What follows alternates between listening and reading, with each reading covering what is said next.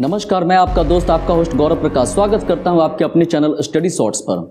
आज फिर से पेश हुआ आपके सामने बीपीएससी के महत्वपूर्ण प्रश्नों और उसके आंसरों को लेकर। आज जानेंगे क्या क्या है बिहार से संबंधित महत्वपूर्ण खबर और उससे जुड़ी लेंगे सारी जानकारी जो आपके एग्जाम के लिए ही नहीं आपके डेली लाइफ से भी बेहद काम आ सकती है।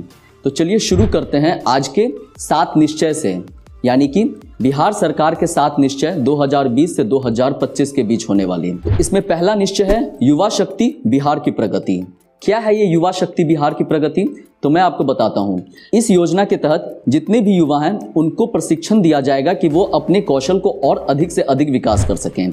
इसका मतलब ये स्किल डेवलपमेंट का प्रोग्राम है। इस योजना से युवाओं को बेहतर तकनीक प्रशिक्षण दिया जाएगा जिससे उन्हें रोजगार पाने में सुविधा होगा और वो आसानी से रोजगार को पा सकेंगे। इस 7 निश्चय में दूसरा निश्चय है सशक्त महिला सक्षम महिला। इस योजना के तहत जिस महिला को उद्यम शुरू करना है उस महिला को 50% का अनुदान दिया जाएगा सरकार के तरफ से। लेकिन मैं आपको बता दूं कि यह अनुदान सिर्फ 5 लाख रुपए तक ही है, यानी कि अगर कोई महिला 10 लाख का उद्यम शुरू करती है तो उसको 5 लाख का अनुदान दिया जाएगा। साथ ही साथ उनकी परियोजना के लिए 50% का ब्याज मुक्त ऋण भी दिया जाएगा जो कि 5 लाख रुपए तक है। अब इन 7 निश्चय में जो तीसरा निश्चय है हर खेत तक सिंचाई का पानी, इसके तहत क्या है? इसके तहत है हर खेत तक हर संभव माध्यम से सिंचाई का पानी पहुंचाया जाएगा हर खेतों तक। अब हम आते हैं चौथा निश्चय पर। चौथा निश्चय है स्वच्छ गांव समृद्ध गांव।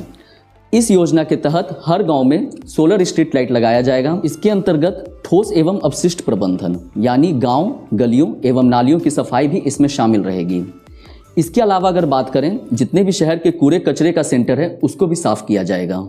इस निश्चय के तहत प्रत्येक घर से कचरे का संग्रहण तथा गंदे पानियों को ट्रीटमेंट की सुविधा भी की जाएगी। चलिए अब चलते हैं अगले निश्चय की ओर। अगला निश्चय है स्वच्छ शहर विकसित शहर। जी हाँ, ये 5वां निश्चय है। इसमें क्या है? तो इसमें मैं आपको बता दूं, इसमें बुजुर्गों के लिए यानी वृद्ध लोगों के लिए एक आश्रय स्थल बनाया जाएगा। इसके अलावा जितने भी महत्वपूर्ण नदी हैं वहाँ पर अगर कोई घाट है तो उस घाट के पास या उस घाट पर विद्युत शवदाह भी बनाया जाएगा।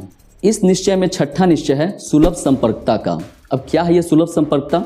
तो इसके द्वारा जितने भी छोटे छोटे गांव हैं उनको बड़े बड़े बाजारों से जोड़ा जाएगा। इसके अलावा अस्पतालों से जोड़ा जाएगा। इसके अलावा राज्य उच्च पथ एवं राष्ट्रीय उच्च पथ को संपर्कता से सुलभ कराया जाएगा। इस निश्चय का 7वां और आखिरी है सबके लिए अतिरिक्त स्वास्थ्य सुविधा। ये क्या है? तो इसके लिए मैं बता दूं, इसमें क्या है कि हर 8 से 10 पंचायतों पर एक पशु अस्पताल होगा।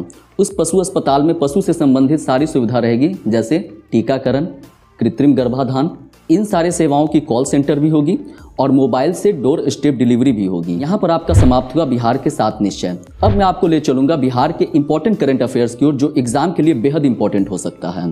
इस सेक्शन में आज का पहला सवाल है कि बिहार बाल श्रमिक आयोग के अध्यक्ष कौन है? तो इसका उत्तर है चक्रपाणी हिमांशु जी। जो अगला सवाल है इस सेक्शन में वो यह है कि centre for monitoring of Indian economy द्वारा जारी सितंबर 2022 में बिहार की बेरोजगारी दर कितनी थी? तो इसका सही उत्तर है 11.40%। चलिए अब चलते हैं अगले सवाल की ओर। अगला इंपॉर्टेंट सवाल है बिहार में फिल्म सिटी का निर्माण कहाँ किया जा रहा है? तो इसका सही उत्तर है राजगीर नालंदा। फिर इसी सेक्शन में अगला सवाल है मखाना महोत्सव कहाँ मनाया गया? 2022 में मखाना महोत्सव कहाँ मनाया गया? तो इसका सही उत्तर है पटना। चलिए अब चलते हैं इस सेक्शन के अगले सवाल की ओर और इस सेक्शन का अगला और इंपॉर्टेंट सवाल है बिहार विधानसभा के 17वें अध्यक्ष। तो इसका उत्तर है अवध बिहारी चौधरी। ये किस पार्टी से बिलोंग करते हैं? तो यह बिलोंग करते हैं राष्ट्रीय जनता दल से। चलिए अब चलते हैं अगले सवाल की ओर और अगला सवाल है जुलाई में बिहार में बाघों की कुल संख्या कितनी थी? तो इसका सही उत्तर है 67।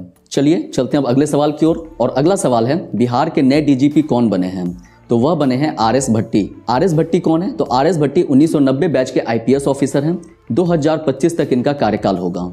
चलिए अब चलते हैं अगले सवाल की ओर और अगला सवाल है बिहार ग्राम सरस मेला जो कि सितंबर 2022 में हुआ वह कहाँ आरंभ हुआ?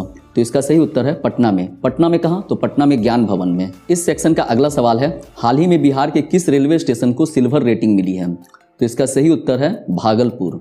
इंडियन ग्रीन बिल्डिंग काउंसिल ने ग्रीन बिल्डिंग परियोजना के तहत भागलपुर स्टेशन को सिल्वर सर्टिफिकेट प्रदान किया है।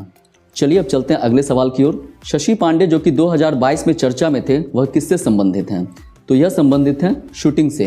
37वीं स्टेट शूटिंग चैंपियनशिप में गोपालगंज निवासी शशि पांडे ने 10 मीटर एयर पिस्टल में गोल्ड मेडल जीता है। चलिए अब चलते हैं अगले सवाल की ओर। वह है Modi@20 सपने हुए साकार पुस्तक का लोकार्पण कहाँ हुआ है और किसने किया है? तो इसका सही उत्तर है पटना में हुआ है और महिला एवं बाल विकास मंत्री यानी कि श्रीमती स्मृति ईरानी जी ने किया है। चलिए चलते हैं अगले सवाल की ओर और वह है इंटरनेशनल एस्ट्रोनॉमिकल सर्च कोलैबोरेशन के तहत 10 क्षुद्र ग्रहों की खोज किसने की? तो मैं आपको बता दूं इसका उत्तर है पटना के हर्ष और औरंगाबाद के श्रेयस बी चंद्रा जी ने की है।